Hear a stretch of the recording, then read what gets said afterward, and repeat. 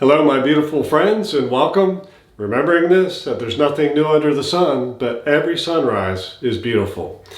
So good to be with you today. We have another fun, action-packed, adventure-thrilled session coming up ahead.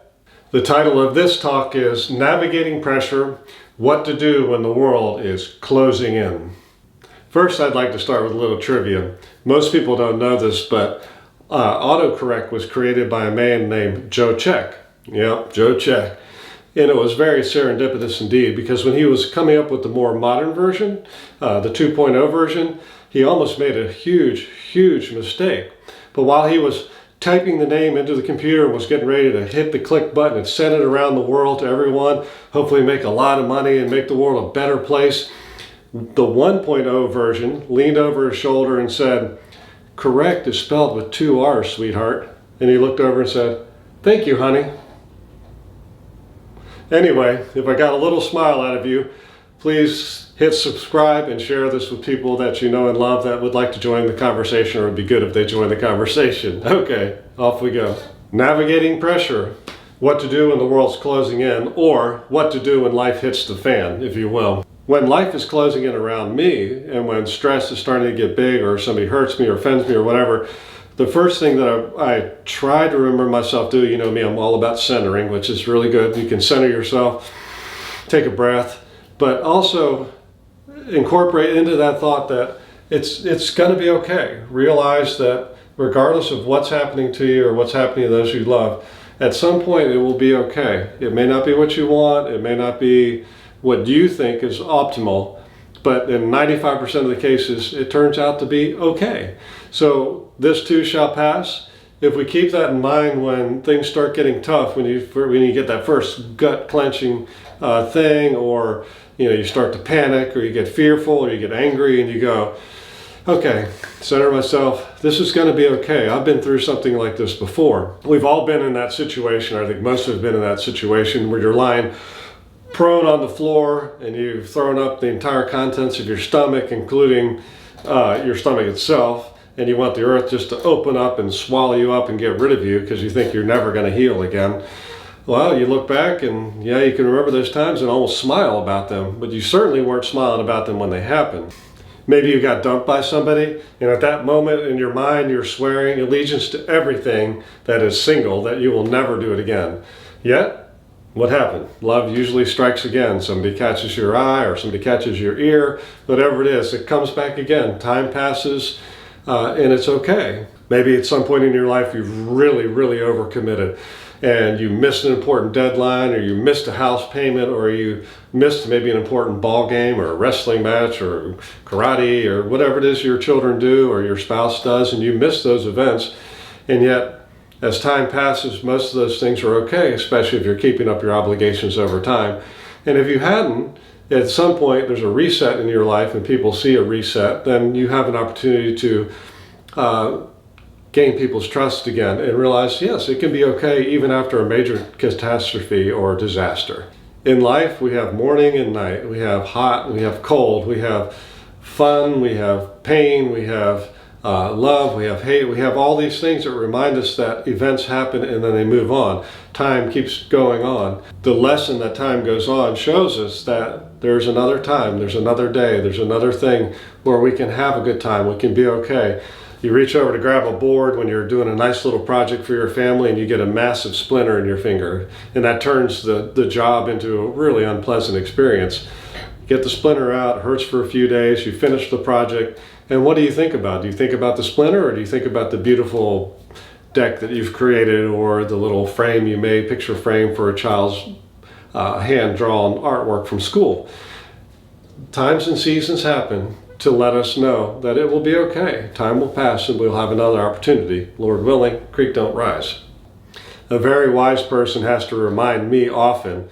She says to me, "Take it easy, Charles, just take it easy."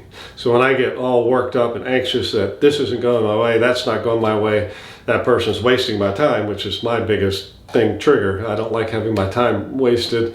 There's just so many things to do, it's very frustrating. But anyway, so she just looks at me and tells me to take it easy, Charles. So I've learned, and I'm learning from that, yeah, that's good to take it easy. It's okay to be motivated, it's okay to all this stuff, but it's also good to realize, hey, this will pass, there'll be another opportunity, it's not that important, necessarily. The next thing that I want to talk about is don't be hasty, right? I think this from a cartoon or a movie or something. But don't let people or circumstances force you into something that you're not completely comfortable with. It's a big trap, you know. People use guilt and intimidation to force you to do things you don't want to do. And in modern society, when you buy a house, get a new loan for a house, or you buy a new car, or certain things, the law allows in certain states and whatever, that you have 3 days to change your mind.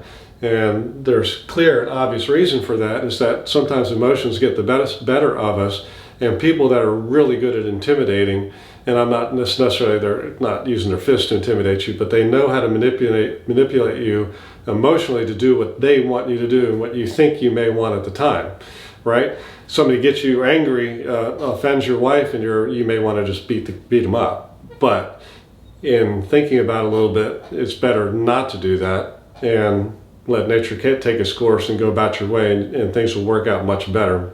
Although it would be really fun to abuse somebody that hurts your family. But anyway, it's best probably not to do that. Don't let people make you feel guilty and pressure into doing something that's not good for you. The next little thing we want to talk about is let time pass. I was already talking about seasons and times, and there's a time and a place for everything, the famous quote and song. We are designed in our biology, when stress comes, when fear comes, when threat comes, when need comes, that we react viscerally from our body to these things. It changes the pathways in our mind from thinking clearly to reacting. And when somebody pressures you, or when something happens, a threat of some sort, or even stress, or even a fear of something that may happen all of a sudden strikes your mind, then you no longer have the ability to think all that clearly about the bigger picture. You're very clear about that moment. I want to hit that person for offending my wife, or I want to get out of here because that guy's crazy. Whatever is the reaction, you have an instinctive thing to react right then, and whatever it is that saves you right at that moment. And please follow those instincts when they're good. But what I'm saying is that when stress happens and you don't know what to do, and reacting quickly may not be the best thing, if you let a little time pass, you calm down a little bit, and then you can think clearer to make a better decision. As you age, or if you take time to think about it in your life, which I think is a great idea to do, you'll notice patterns in your life, and I have over time, that certain triggers take a certain amount of time for you to overcome. If somebody cuts me off in traffic when I'm driving, I talk a lot about driving, but anyway, I drive a lot, that it takes me, a couple of traffic lights before I calm down. And I'm not saying calm down like I'm that worked up, but before it's not on my mind. Could be if I have an argument with my good friend, it might take 2 or 3 days to get over it. And some things you don't really get over until you have a chance to talk to somebody you trust about it, to where they can feed you input. And most of the time you just want them to say, that's a normal reaction, it's okay. And once they tell you that, then your mind goes, okay, it's no longer an emergency, it's normal, I can relax, I can go back to life, and life goes back to normal. In severe cases, if you lose a loved one or a pet that you've loved dearly, or a doll even that you loved as a child, it can take years before the pain and the grief of the loss is overcome or replaced by the precious memories you have of that person, and how they touched your life, and how they really can't leave you. They're part of you. Even if you forget specific memories, they've altered you, right? And anytime we interact with somebody in a positive way in their lives, or a negative way too, but especially in a positive way, we alter them. And that's why I'm so into now, at this point in my life, raising up as many people in my close circle as I can to bring the whole boat up. It's okay to be involved in the bigger projects in politics and whatever, but I think the world is going to be changed a few people at a time. While people at the top are looking down, the people at the bottom need to look up. We need to really start getting together and make sure that we know where we're going for our future, that our eyes are wide open to the future. The point being on that one, or one of the points, is being know yourself. Know that Yes, I get upset, and yes, I get over it. If you're in an argument with your spouse and you're triggered, and so just know, you may even say to your spouse or your friend or your boyfriend or whatever, that I'm triggered, this is going to take me a little while to calm down, please let me have some space. Or hopefully they recognize it, oh, this is triggered, we'll have to deal with this later. You can say something like, I didn't really mean much of anything, let's talk about this a little bit later. The last one is almost the most important one, and that's to protect yourself. And this one's really difficult. I know a lot of people that have this perception that we should always put ourselves last, and somehow that puts everyone else first. And I have a very similar statement that I say that we should always do what's in the best interest of the other person. But that doesn't mean hurting ourselves, right? Although it could mean hurting ourselves if your spouse is really unhappy with you and you can't find any answers to the solutions and they're just really unhappy, boyfriend or girlfriend in the relationship, and they want out. What's in their best interest is to let them go, and what's in your best interest is to let them go even if it doesn't feel like it. So it's a little bit complicated, but protecting yourself is vitally important. And I've used this example before, but it's always in the airplane when the little masks come down and the plane is getting ready to smack into the water. And I don't know what good the little masks are to do, but they always tell you what? Put your mask on first before you help your child or somebody else that may need help. Because if you're not strong, the chances of you helping out somebody when they're not strong are much less likely.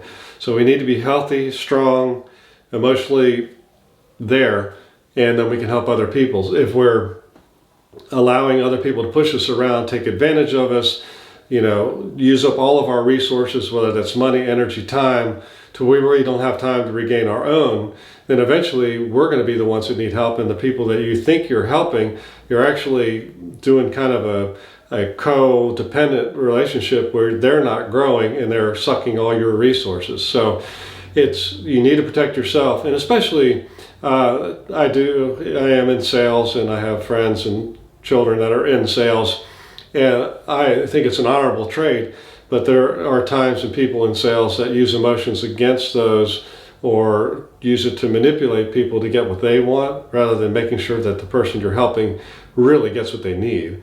So it's my goal in the sales that I do is to make sure that people get what they need, not what I want them to have. Sometimes they're the same, sometimes they're not. But that's something I really feel like I need to check myself in all the time. I have to throw in a narcissist disclaimer here. Some people are obsessed with themselves, their things, and they don't understand or relate to the pain of others, or they're so self-absorbed all they see is their own pain and their own struggle and life closing in on them alone. If you're there, please get help. This is just a conversation about some helpful tips. But if any of these things trigger you, or you feel alone about them, or you don't know what to do about them, or they make you anxious, or cause any turmoil in your life, reach out to somebody. And in that way, this would be helpful, very helpful, right? Because you're getting the help you need when you need it. I've gotten help many, many times for many, many years from many people, and it's been life-changing. Every step you take towards where you're going helps you get there. I know that sounds silly, but every little improvement you make in your life is helpful, and it builds on each other, and eventually certain areas of your life will really take off. And Zig Ziglar used to have the analogy of the rower, right? In the beginning, you have to row really hard to break the tension of the water. And you're rowing and you're sweating and you're huffing. And eventually you get going and, hey, this is not so hard after all. And you just do light, easy strokes, and you can go down the river of life a little bit easier. Occasionally you still have to, go over some rocks or do some crazy stuff, but that's okay.